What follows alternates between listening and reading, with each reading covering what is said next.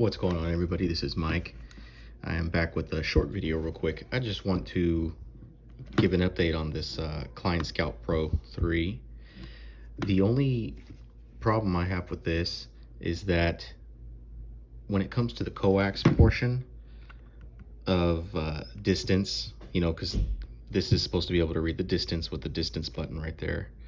And so the distance and the right indicator, I should have brought the toners, but left them in the van. Anyway, the numbers that are on the remote end of the coax pieces, or excuse me, for the coax pieces, 1, 2, 3, 4, 5, and all the way up to, I believe, maybe 20.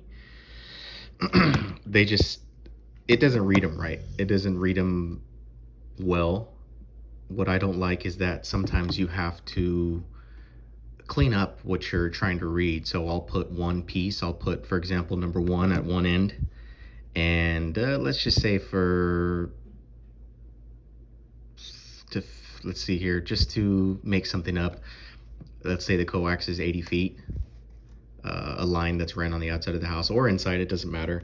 Let's say it's 80 feet. It'll if you're on coax, it'll just stay stuck on the, what is it, the thinking portion right here, and it'll just never bring up the feet.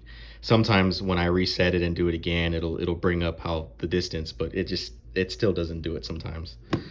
And then also I'll put number 1 or any other number for that matter, and because I only have 1 through 5. I already lost the 1.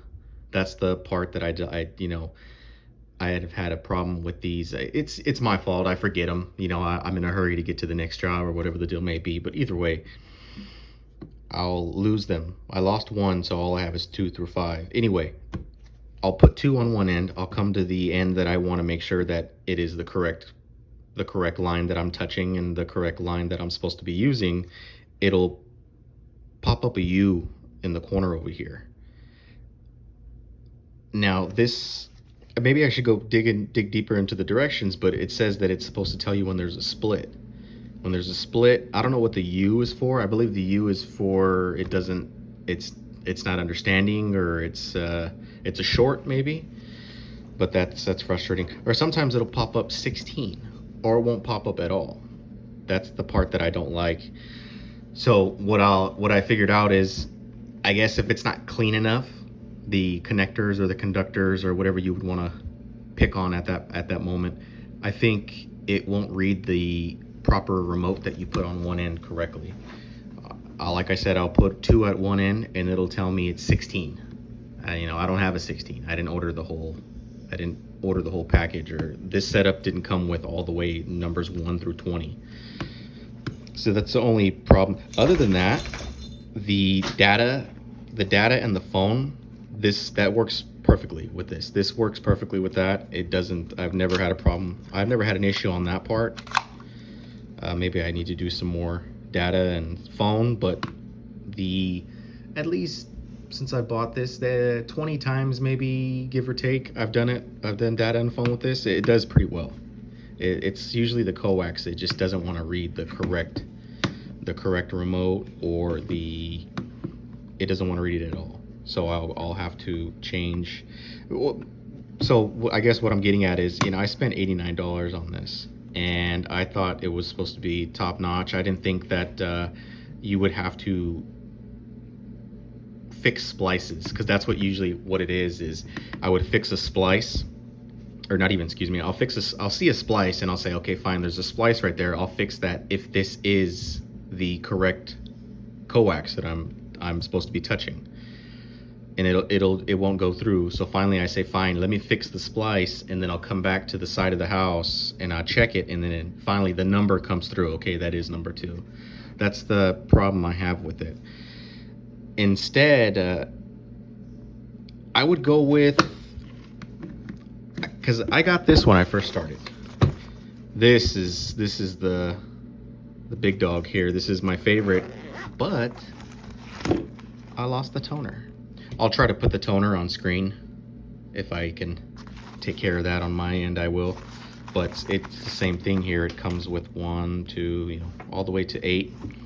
It comes with a few other pieces for data and phone. You know what I think? I believe it's, oh yeah, it's for both data and phone.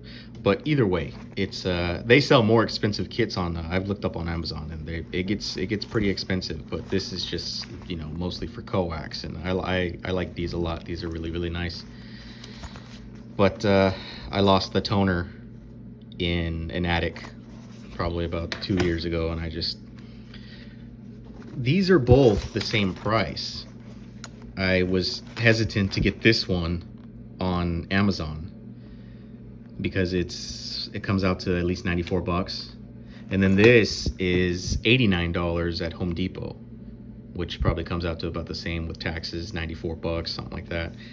And you know, I love Klein tools, but I don't think they are in the cable coax game. You know, like I said, the data portion works really well, but if it's going to be toning coax and seeing which one you're dealing with, I'd go with the Fluke Networks one. And I will be ordering another one soon, just the piece itself, the toner itself.